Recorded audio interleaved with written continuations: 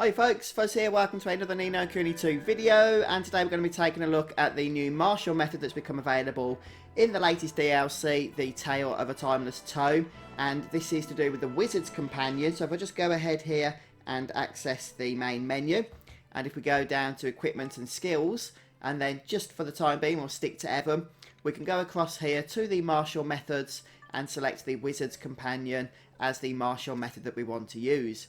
And basically this is going to give us access to certain perks which we'll be taking a look at in due course. They are the Spell Stringer, the Spell Strengthener and the Misspell. But before we get into those, just a heads up in case it's been a while since you played the Lair of the Lost Lord. If you head over to the training ground in your kingdom, you can actually go ahead and upgrade your martial methods. So once we get to the door here, we'll access who we want to upgrade the martial method for. So for example in this case Evan, though we can go through all our party members.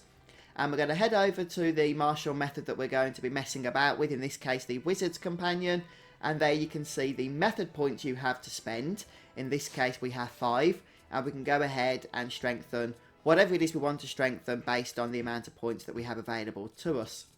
So we can get more points later, but for now we only have 5 to work with, and I think I'm going to start by boosting the Magician's Apprentice, because this is basically going to boost the damage that we do when we use this martial method ability. So we'll go ahead and select yes to this. Now don't worry guys, if you do change your mind on the method points that you unlock, you can of course go ahead and unlearn those method abilities by selecting the reset method points using the options button on the PS4 controller. So straight away we've gone ahead and unlocked some spells here which we'll be making use of, no doubt.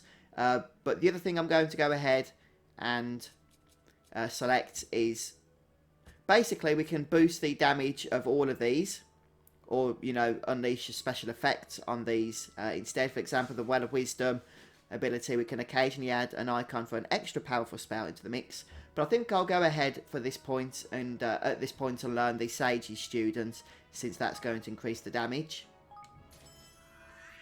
which is always a good thing. And if I don't like it, then as I say, I can just go ahead and reset that at a later point. We could also add Spell Strengthener 2 icon into the mix. I'm not totally sure what that means, but I do know that icons are going to be popping up as we engage with this martial method in the middle of combat. So I guess this can be a good thing to learn as well. And then we can boost this later on as we get more method points going forward. So there we go. I've spent all 5 of my current points available. And we can go ahead as well and, you know, go through the various other party members if we want them to have the martial method active. So just a quick reminder again, you can't actually use the martial method even if you boost the spells at the training ground unless you equip it. So for example here on Tane, if we just head over to her martial method, she currently has the Gizmo Supremo available. So we're going to go ahead, or we could go ahead and select the Wizard's Companion. But I shan't do so for Tane. I will do so perhaps on characters such as Roland, who tends to use more magic orientated spells. So let's go ahead and select that on him. And I guess we could also for Leander as well. Let's give him the Wizard's Companion. And then we'll see how it works in battle. Okay, so I'm in a dungeon. We're going to test out the martial method on this poor unfortunate level 96 jelly over there in a moment's time. So just to clarify what you'll need to do in order to get this to work. First of all, obviously you need to have the martial method and it needs to be set up. And what you're going to do is the skills that are associated just under your normal equipment and skills to the various buttons on your controller are going to be where we're going to activate this martial method from in combat. Now some skills, in particular spells, are going to have the little book icon associated with them. And if you go onto your main skills list for each character, you can see all of the skills available that have that Wizard's Companion on them. These are the skills that are going to allow us to use the martial method. So if all 4 of your abilities here that you set up on your hotkeys rather for your joypad, if they don't have the Wizard's Companion icon on them, you're not going to be able to employ the martial method even if you have it selected. So make sure you actually select spells that will allow you to do this, okay? And do that on any character that you have the martial method set up with. So for example, Roland, he has one ability associated on the square key that can activate the martial method, and so too Leander has a couple as well. Now for Leander, for example, and for Evan as well, I've given him a strong ability that costs 4 MP to use, and a weaker ability that costs 2 MP to use, so that he can still employ the martial method if he doesn't have as much MP. And the same is true for Evan as well. Now, once we go ahead and activate the martial method, a few new options are going to be available to us, but they are time-based. So we are going to have to whiz through the commands in order to make the most of the ability. So it's going to be a little bit difficult to explain as we do it in real time, but we'll see how we get on here. So let's go ahead and activate a battle against the Heli Jelly here.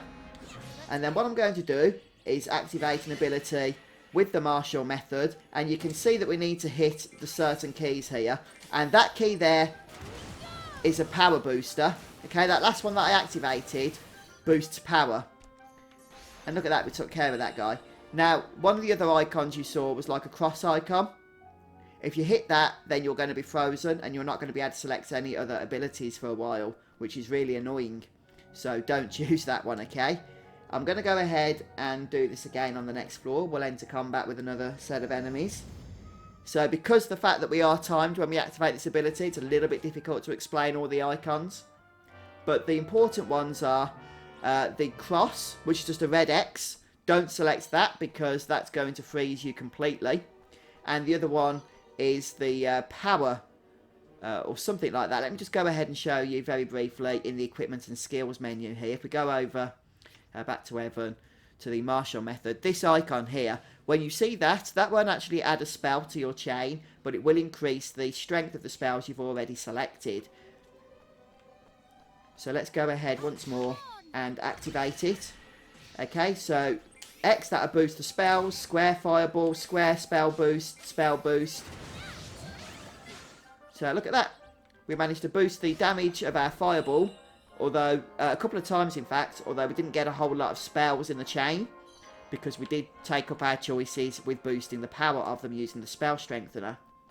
But hopefully this kind of makes sense. Now, depending on how you've gone ahead and powered up your abilities at the training ground, you might also get other options popping up during the chain which don't cost MP. And that is really where this is going to shine, but I haven't had that yet to show you. So let's go ahead and switch over to another character and see some other spells in action here. I've gone ahead and brought Leander into the fray.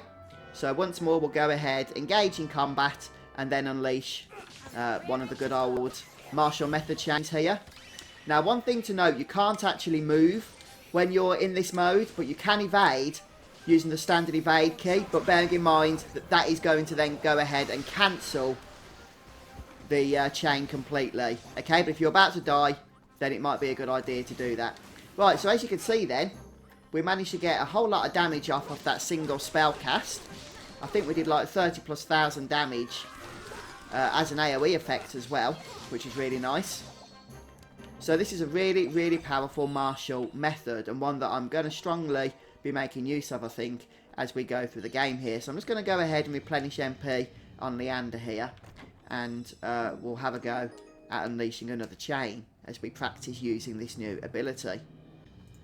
Right, okay, so here we are. I've got a rumpus room now, which guarantees us a larger enemy to fight, though I don't think it's this one, because it tends to have a border around it, like a tainted border.